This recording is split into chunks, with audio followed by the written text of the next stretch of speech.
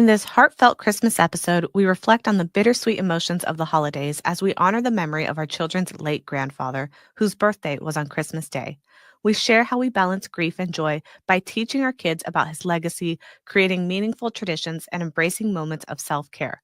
Join us as we explore ways to navigate the season while making space for both sorrow and celebration. But before we get started, don't forget to share, like, and subscribe. Let's get started. Hi, Hello. Embracers. Hello, welcome back. Yes. So we realized that in previous episodes where we discussed the Christmas holiday, we've really focused heavily on the sensory exploration and experience of raising autistic kiddos during the holiday. So, how to prepare for an autism friendly holiday and all of that stuff. But what we failed to do that we realized was actually really important in our family and likely in other families is approach the holiday season through that lens of grief that some families actually go through. So for us in particular, my father, who passed away several years ago due to service related brain cancer, he was actually a pivotal part of Christmas because his birthday was Christmas Day. And so there was really no way to separate him from the holiday. And unfortunately, he passed away before our girls were born. And so our kind of challenge every year has been, how do we balance grieving? Because I know it was a long time ago, but whenever you hit those holidays, because it was so closely tied to his birthday, it really brings it all back. So how do we balance that like grieving process every holiday season with also teaching our kids in a way that they would understand who he was and why I might be feeling this way over the holiday season without really like ruining the holiday spirit, if that makes sense? Well, I think, in our situation, it's a little bit more unique, mostly because his birthday was on Christmas Day. So you kind of have that, like, pin to your entire childhood of that day also being his birthday as well. So it not been on like Christmas or another holiday, it might have not been as, I don't want to say as impactful around, the holidays would always have like that like sad like undertone. But I'm wondering if it wouldn't be as impactful because it wouldn't also be mixed in with that tradition as far as like the birthday on Christmas Day as well. But I definitely think a lot of families go through this, and it might not be as significant as like the loss of a loved one. It might be heartache because of someone who isn't able to spend the holidays with you under whatever the circumstances may be. And it could be a handful of other things as well that feels like they are missing out on some component of like family or friends or just the season in general. Because we always hear that always kind of a, I don't want to say always like a sad time of the year, but it's kind of something that's more like taboo. Like everyone is so focused on like everything being exciting for Christmas and New Year's and everything, that they also forget that for some people it can be a challenging time depending on what the situation or circumstances are for them and their family. Yeah, I mean, the holidays and the Christmas season in particular, I believe has one of the highest spikes in like suicide rates and depression and all sorts of like hotline reporting. So it's definitely a season where we get more negativity than people want to acknowledge. And a lot of that has to do with that particular grief, or maybe you have lost connection with a family member, or you're alone for the season, or maybe somebody is overseas in the military or something like that. So this is something that we feel like would resonate widely, not just our personal story and not just how my family personally goes through it with my dad, but I think it's something that many families probably struggle through and therefore very important to talk about. I wanted to talk about it because our kids, I would say like intellectually, they're very smart, but when it comes to this sort of like comprehension of death and stuff, they're still very young. So they don't quite understand it. And even though they're really smart and probably at an age where they should start to kind of understand that concept, the autism kind of adds a layer of that kind of black and white thinking where it's very literal. And so they still don't really understand even the more basic explanations of it. So there's a couple of ways that we have tried to address it. And one of those that has been really helpful for us has been that because my dad was a pilot, it's been easy for us to kind of explain the concept of like heaven and an afterlife by pointing out airplanes. I think we mentioned this in a previous episode that like whenever we're outside and we see an airplane flying, we would use that as kind of like a metaphor of like, oh yeah, your grandfather's in heaven. So we would be like, oh yeah, that's him in the plane. He's flying up in heaven. And so they would get excited now. And every time they see a plane, they point it out. So that's kind of like a way that we've kind of watered it down. Like he's not here, he's up there type of thing. But it's kind of really dependent on your kid's level of understanding. That's just kind of where ours is right now. And the other thing that we kind of run into a lot is um, the concept of like death. I'm not really sure how well they actually grasp like what that actually means. Like because we mention it as far as like, oh, like he's in heaven, but as far as like them realizing kind of like these like what that actually means, I don't think they're fully there as far as realizing between like uh, living and dead, as far as like passing away, that you don't get to see the person, because they will sometimes ask if they can like go and visit him, and that's like the hard thing, because it's like, well, no, we can't really do that just because of life situations. But I think that is one of the other barriers. But yeah, I mean, I think it's great that we try to incorporate these different components about him into their lives, because he passed away. I think it was what, the year before they were born. Yeah. It was like So 2 weeks before yeah, our wedding day. yeah, so it was like, I mean, very, very close to them being born. So they never actually met him, but we're trying to find like ways to have like him incorporated. So as far as like mentioning, as far as like the flying, so anytime they see an airplane, they'll point out and say, "Oh, mommy's papa is flying," which is funny because he's constantly working like overtime, because he's always he's always flying You better somewhere. be getting paid well. Yeah, it's no kidding. But I do think it is important to bring that into the holiday, rather than just kind of like kind of like pushing it aside or not even addressing it, because I feel like if you are suppressing feelings and emotions, that in the long run that will kind of come back and kind of explode in one way or another. I mean, I feel like if you're better off kind of working through those emotions, you're better off. I mean, I feel like for our girls, if there was something that they were longing for and they were struggling to deal with, it's kind of like we'd want to make sure that we kind of address it, rather than just kind of not talking about it, not addressing it altogether, with the hope that over time it would get better. Because I feel like over time it won't. It'll just kind of lie beneath the surface until one point it'll kind of just turn into something bigger than if you would have kind of like worked through the emotions and feelings altogether. Yeah, and the thing about the holiday season is that it tends to be very emotionally loaded. So, if you are somebody who's dealing with some sort of grief connection to the holiday season, there's a lot of tremendous pressure to feel joyous and happy, because this is like the season of joy. And so, everybody kind of has this expectation that you should put on this face and be happy, not just for your kids, but even for society. Like, as an autistic person, like that's probably even, more stressful, right? Because you're normally masking, but now there's this added pressure to super mask and be like super happy. And you might just be super burnt out. And so, like, as a parent, you have to kind of balance all these things together. And I think that the hardest part with a grieving season over the Christmas holiday is that sometimes when you are that burnt out, because let's say like a photo triggered an emotion from a loved one, or maybe it is like Christmas Day and I'm thinking hard about my dad because that was his birthday. You don't necessarily have the emotional capacity to be super joyous for your kids during that time. So I just feel like it's important that we recognize that as parents of autistic kids, like we still have a right to basically have self-care and take a moment and a break to kind of reflect on whatever it is you need to reflect for your mental health. So for me, it's been a couple years now, and so I've been able to process this a lot better. It's a lot easier now. But in the past, we would have like family over almost every Christmas. And I remember like I would be telling Matt, I was like, Matt, it's gonna be Christmas Day tomorrow. I'm probably gonna be overwhelmed. I'm gonna take a moment and like go to the bedroom for a couple minutes or however long to kind of just like gather my thoughts and like process what I'm feeling. And then I'll come back out and like greet the family and put on a face after, because I couldn't really process all of that all at once.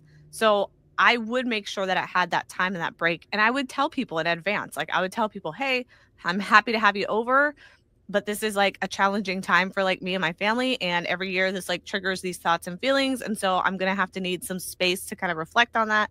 And then we can kind of get back to the program.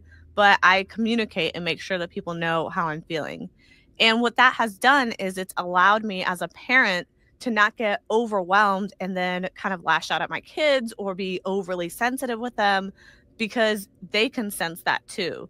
Like our kids and neurotypical kids too, all kids can kind of sense the change in atmosphere when it comes to like emotional tension in the air. And so a big part of making sure that the holiday season is comfortable for our kids is making sure that we're in the headspace to make it comfortable, because if we're kind of emotionally overwhelmed, it kind of like seeps into their emotions too, especially since we talked about previously that a lot of autistic kiddos can be hyper empathetic. And that's definitely the case for our kids. And I think you raise a good point. And I mean, I would absolutely do it. I mean, the same way each time. Is you basically have to set up like expectations essentially, not just with like your kids but also with anyone who's visiting for the holidays or anyone that you would want to invite for the holidays, letting them know what the circumstances are, because like you need to have like that sense of community or like people who will like support you during that difficult time, because obviously like given the choice, like, oh, would you rather be like happy or sad, like no one would actually pick to be like sad. Like it's not something that we are actively like seeking out, like, oh, we want to be like sad or like upset and struggling today. We want to be happy and in peace and all that. So if you basically let the people that you're spending the holiday with or around, that, hey, this is a difficult season, and you kind of explain and let them know, they can also help you. They can also give you grace. So if something doesn't go as planned, they can kind of be like, hey, like, don't worry about it. Like, everything's fine. Like, why don't you take a break or something? So like, as far as like when you mentioned, in previous years, obviously when our girls were very, very young, you being or mentioning to like our family, kind of like, hey, I'm gonna have to like step out of the room and take like a few minutes just to kind of be alone, just to kind of gather myself. No one had a problem with that. They're like, oh, of course. If you need anything, let us know. We'll be out here. We'll watch the kids. So, I mean, even just the small thing of like, oh, we'll watch the kids to make sure that they're okay while you kind of gather yourself. You kind of get to a more healthy place. I think that that is also very important. Just for your own sake of mind, rather than, because I feel like all too often people will typically try to essentially mask the sadness, sorrow, depression, because they want to put on a happy face, because everyone wants to be happy and joyful in kind of the Christmas season. But because that's under the surface, it might pop up unexpectedly, and then you're trying to backpedal and everyone's kind of like, oh, like what's going on there, and there's more confusion than there is acceptance in that situation. Yeah, I know that the hardest part of that is feeling empowered to do so. I know a lot of people feel like, oh, this isn't social etiquette. I shouldn't do this. As an autistic person, I don't have that filter. So, like, it's not a problem for me. I have no problem telling people how I feel or what I need. But I can understand how, if you're not, that might be challenging. But I would just say, hey, put yourself in your kiddos' shoes. They have to practice neurotypical skills all the time to do things that are outside of their comfort zone. It's okay for you as a neurotypical to practice autistic skills when it might be, beneficial for you. So in that case, definitely, push yourselves to speak up for yourself and what you need in that time. The other thing that we've done is, along with addressing the grief and the stress of the season, is we've tried to also kind of brighten up the holiday and turn some of those potentially negative traditions or negative beliefs and memories into something positive for our kids. So, since they have not ever met my dad, we try to incorporate him or the spirit of my dad into the holiday season through different activities or like different traditions. One of those things that we do is, like, my dad traditionally, since it was his birthday, he would always request like carrot cake or cornbread. My mom would make this traditional cornbread. She learned the recipe from his mom, and it's just been this thing that every year we'd make him that cornbread. So that's something that now, as our kids are older and at the age where they can kind of help us bake, in the best way that an autistic child could, we are now incorporating that as part of a tradition. They really, really love this sort of thing. I feel like baking has been a great, I guess, like, sensory activity that really helps them focus. It's really been great for our girls. I really didn't know that baking would be so kind of therapeutic for them, because the one that really likes to get messy, she gets all that sensory input of being messy and getting in the flour and the dough. And then the other one that's really rigid, she gets all the stuff that's like mathematical with the measurements and the sorting and this and that. So they each have like their own niche when it comes to baking. And that's something that's easily incorporated into this kind of traditional event or this traditional thing that we do as a family where we come together and bake this cornbread and kind of reflect on how this was, Papa's favorite, that we make it for Christmas. And then we either could make a carrot cake if we wanted to, or sometimes we just go to the grocery store and buy a slice and like divvy it up and just basically say, like, oh, this was Papa's favorite cake. So we try to reflect on his memory in like really basic ways that they would kind of understand and relate to, like the food that he enjoyed. And it is good that they both, I mean, take an interest in that. So I mean, if there's a way, so if you're out there and you're struggling during this season, if there's a way to incorporate the kids into a like positive memory or tradition that you can create out of that sadness, I think it would be beneficial to do so, because then again, you're not alone struggling on this day by yourself. You have other people who are kind of engaging and making memories and doing fun, silly things. I mean, as far as like the baking, I mean, sometimes it doesn't always come out as planned, but like that's just like the fun of it. Sometimes like our kids will like put their hand, like they'll make a mess, and that's just, I mean, part of the fun there.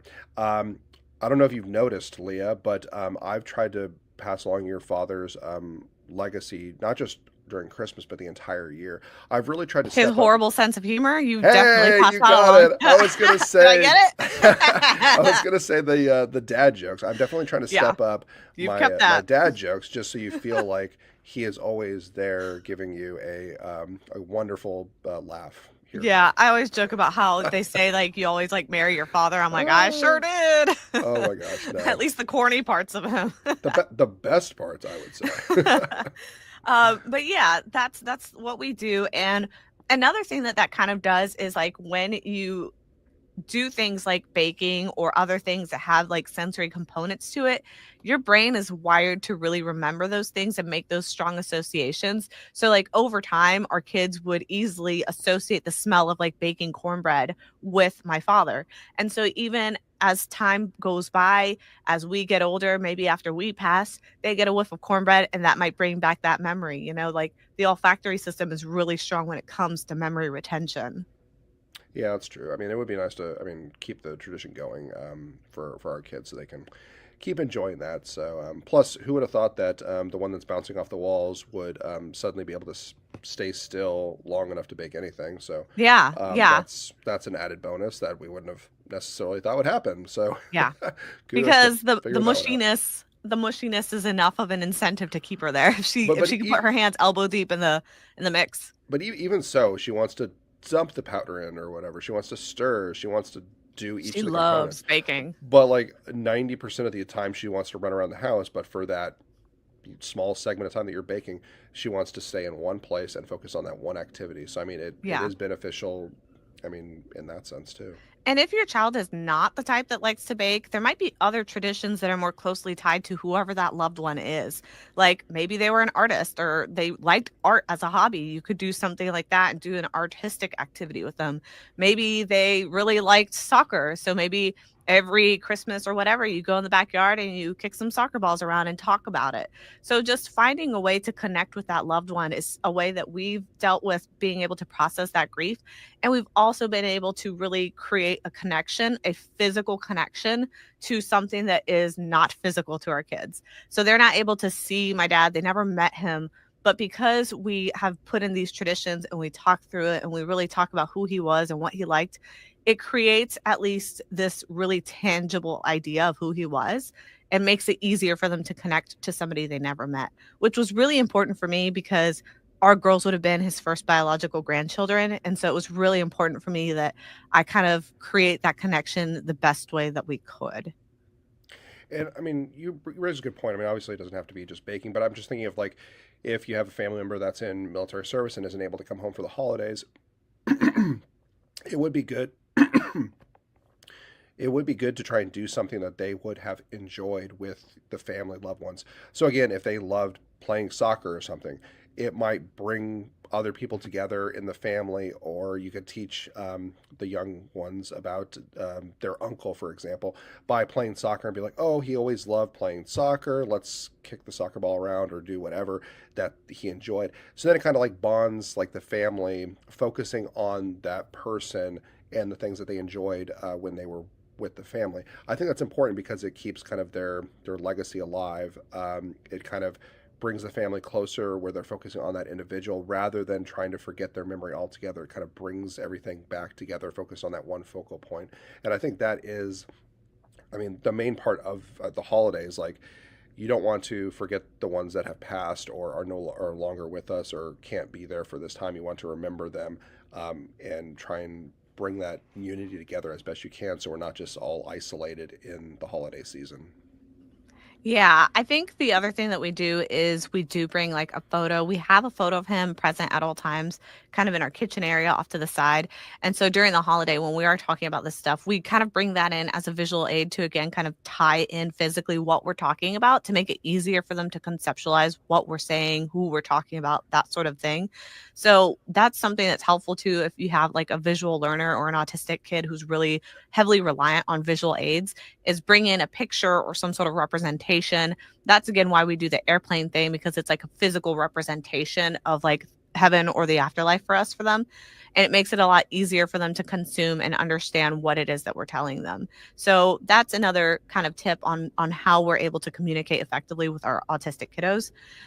But we also are making sure that we don't overwhelm them because, death is a heavy subject. Grief is a very heavy subject.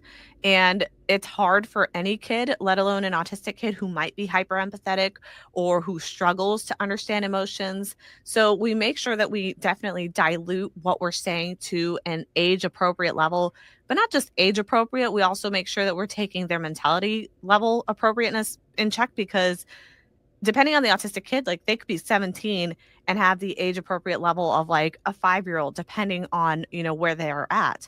So I always emphasize custom tailoring these sort of approaches to your child's specific needs because each autistic child is so different. And like our older kid versus our younger kid, they are not the same. And the way they process information is not the same. I would say our older kid, we could probably get a little deeper and she's a little more intellectually stimulated in that area. And the younger one is like a little more easily confused and kind of fluttering. She's very ADHD.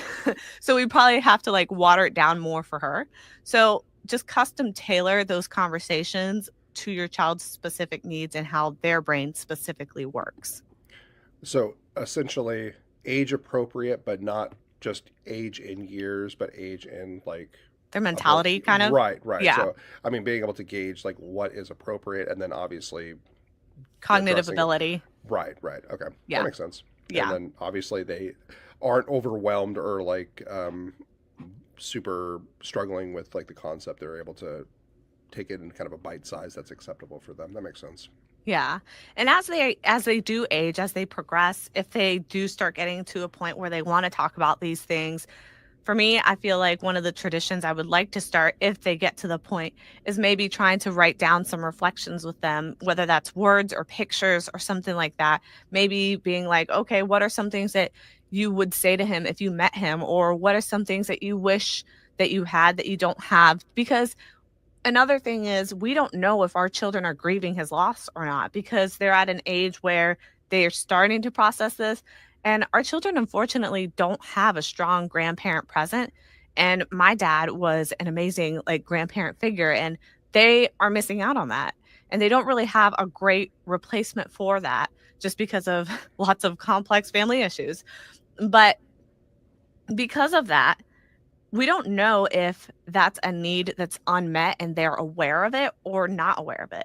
But I do know that there's a lot of psychological research that shows that the outcome of a kid's like child development and mental development is actually significantly impacted in a positive way if they have a good relationship with a grandparent. So that's something that I've always kept at the back of my mind. And I'm just thinking like, okay, are they grieving a loss of a relationship that they don't have, even if they've never experienced it? Maybe they see other kids at school with like a grandparents day. Maybe they see kids at like playgrounds with grandparents and they don't quite understand what it is they're feeling, but maybe they feel sad. And so that's something that we don't really know quite yet. They're at an age where maybe soon we'll start being able to kind of peel those layers of the onion, but something to kind of keep in mind and something that we're starting to try to process over the holidays because I want to be able to give them an outlet, whether it's just through coloring pictures of like feelings. Maybe they just need to color colors. Like I'm feeling blue, I'm coloring blue, whatever it is, just to be able to start that conversation in whatever like capacity or level they can. Yeah, and I mean, and that's where it's hard because it's like, from our perspective, we are analyzing. Okay, like we know that they are. I mean, without like not just without a grandfather on your side, without a grandfather on like my side as well. So they don't have a grandfather presence. So we're analyzing like, oh my gosh, like, do we need to like try and find like a positive older like male role model for them, or are they not even aware of it? And that's where I mean, honestly, I don't even I don't even know the answer for that one. I'm kind of erring on like the side like maybe we should find someone like to help like kind of fill that like void essentially. But then I'm not even sure like if they're picking up that something is missing in their lives. So that's where it's kind of hard. I don't actually know what the right answer is there. Yeah, and that's why when it comes to like grieving in the holiday season, one of the important things to do is kind of keep in mind your child and their behavior, because even though they can't communicate, you might be able to get hints of what they're thinking or feeling by whether or not their behavior changes. So if you see them isolating more, if you see them maybe stimming less if their stims are happy, or stimming more if their stims are stressed, if you see them kind of becoming less or more social, it depends really, because some kids socializing will be an anxiety response. Sometimes isolating will be an anxiety response. So it really, again, is very child specific. But you as a parent will know. You'll know when your child is acting different. And just making sure that you're keeping a good watchful eye over that holiday season. If there is something surrounding that season that you feel could possibly contribute to grief, maybe you did lose a loved one, maybe you recently moved away and this is your first Christmas in a new place. It could be something that may look minor to you, like maybe your pet died 6 months ago and it doesn't look like it's something that should be associated, but hey, in their mind it's their first Christmas without their pet. So like just keeping in mind that there could be changes that you're not aware of, and just trying to see if there's any sort of behavioral change during that time, that'll be a big indicator of whether or not your child might be grieving. And they might not know they're grieving. Like they might not know, they might not be able to communicate it. That's a struggle that a lot of autistic people have. But in those times, I just say, try to be as mindful as possible and as empathetic as possible. For us, I know like our oldest, she's gotten a little bit better about vocalizing her feelings. She still struggles with it, but we can definitely tell with her behavioral shifts. Like there's like a temperature change in the room. We can tell when she's struggling with something. Our youngest is the polar opposite, or now our middle kid. She is like, she's like a puzzle. She's very difficult, and you really got to be strategic and observant to see when she's struggling with something. Well, that's what I was gonna say. Like, because we've noticed more somewhat recently that our middle one is kind of a little bit seems a little bit more like angry when she acts out. Like she seems more not, I'd say more frustrated. Who So does we're that remind you of? Who else do we know gets frustrated and angry when they're sad? Santa. I don't know. Yes, Santa. Yep. So we noticed that she has a little bit more frustration, not as much like patience, like with her sister when they're kind of having a little bit of like I don't know, conflict, or when they're arguing a little bit, she gets a little bit more frustrated than she normally does. So we know that there is something underneath the surface. So we're trying to like analyze and try and figure out like, okay, what is causing, like, what is the root cause of this frustration? So I mean, that's something like we are currently working on, and I mean that kind of started a handful of months ago. Like obviously before we're getting into the Christmas season, so we're trying to dissect and try and figure out like, okay, what is the cause there. So I mean, it never hurts. I mean, obviously this is a very busy time for everyone, but to kind of take a step back and try and reflect on just kind of the family dynamic and kind of say like, okay, or see if anyone is kind of out of their ordinary character, and then try and figure out like what is the cause of that, when did it start, what are the circumstances that you see this change of behavior kind of flare up, and then from there hopefully you can try and pin it down to a specific issue that is causing the change in their character. Yeah. And I poke a little fun at Matt because of this whole like behavioral parallel, because our kid is a lot like you, honestly. But the reason I They do are that half is, me, I guess. I mean, are they? No. Maybe, They've I don't got your know. face, so it's obvious. uh, But the reason I bring that up is because sometimes we don't realize like our kids are still genetically ours, like, well, for us, maybe. I don't know about you, Matt. But like that means that inherently they're more than likely to inherit some of our, behavioral personalities, traits, that sort of thing. And that can kind of give you a one up if you know how to use that. So, like with Matt and stuff, like because he has some of the similar behavioral traits of our eldest, that helps us be able to have an informed understanding of what she is thinking or feeling. So, like, it's not as much of a guessing game if you can kind of reflect and be like, oh, wait a minute, this really bugs me too. Or, like, for me with my sensory stuff, like, I can more relate to my kid if they're having some sort of sensory meltdown. If I'm like, oh, yeah, I hate wearing socks. I can totally see why she's taking off her shoes in school because she cannot handle the sensory stuff of the shoes and the socks. But isn't it kind of funny? Like when I'm frustrated, I go the ah, and now And now she's doing it. when our oldest is frustrated, ah, Ah, ah. Yeah. See, you got to be watchful when you're parenting. ah. I have definitely noticed. So, parenting in general, you have to be watchful because your kids mimic you. Like, everyone knows this. Like, teachers know what parents are saying because their kids are mimicking them in school. However, okay, with autism, that is so amplified. That is super duper amplified, at least with our kids, because they have that like super good memory and they can script verbatim from literally years ago, like no exaggeration, conversations we had on a specific date years ago. They'll tell us what we wore, who said what. And so we have to be super, super careful with how we are around them. Well, I'm just thinking when our oldest was 2, how she was able to repeat back my order at Dairy Queen Oh, yeah. to you. Verbatim with all the She pauses and everything. she ratted me out for getting fast food. Your chili cheese So that, dog yeah, with a large Coke. and a Uh, large Coke. so yes, definitely pay attention to what you're saying. Obviously, yeah, definitely be aware because it won't be the only time that you might hear what you say. It might be But echoed back to you.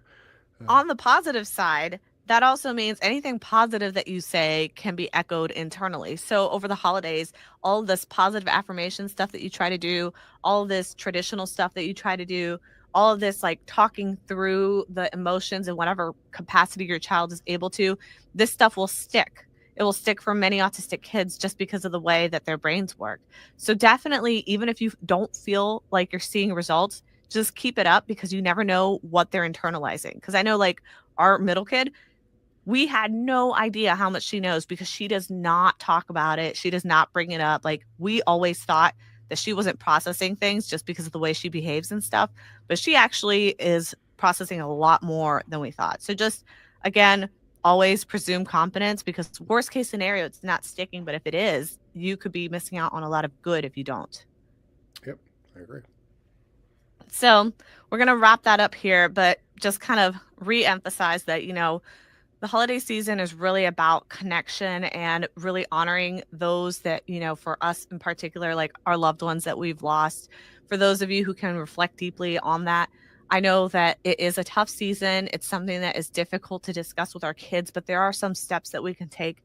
And just remember that you really do need to make sure that you're taking moments of self care because if you don't do that, it's always going to be harder to parent and it's always ultimately going to make it a more stressful environment for our kids. So taking care of us is a way that we take care of our kids too.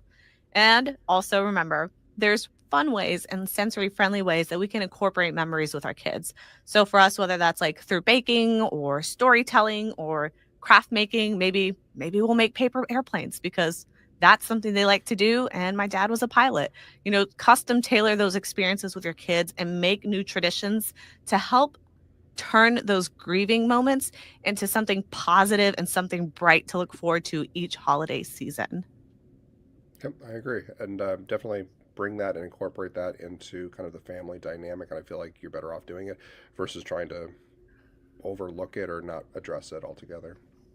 Yeah. And one last thing, do not feel uncomfortable, awkward, or wrong for setting up necessary boundaries during the holiday season if you are grieving. Don't feel like you have to be happy. Don't feel like you have to put on a smile. Don't feel like your child has to. If your child is processing something, if your child is acting very different than usual, those are signs that they are potentially grieving Or even if they're not grieving, they might be experiencing that hyper empathy and just taking on your grief. So make sure that you extend that same grace that you want for yourself onto your child, which I know can be challenging when you're in a grieving process, but keep in mind that they're experiencing like emotional fluctuations too. So just make sure your whole family has that space and that you set that boundary with anyone coming into your space and let them know, like, hey, this is a tough time for us. We expect empathy at this time. And if they cannot do that, feel okay with taking the space and time that you need in order to recover and process what you're going through. So, with that said, I want to ask you guys out there listening, how does your family honored loved ones during the holiday season? And do you have any special traditions or routines that really resonate with your kiddos? Make sure to share your stories with us in the Embracing Autism community, or you can leave us a comment on YouTube and Facebook at Autism Wish. We hope you guys have a great holiday season filled with a lot of connection and love, warmth, and family. But until next time, we will see y'all then. Bye. Bye.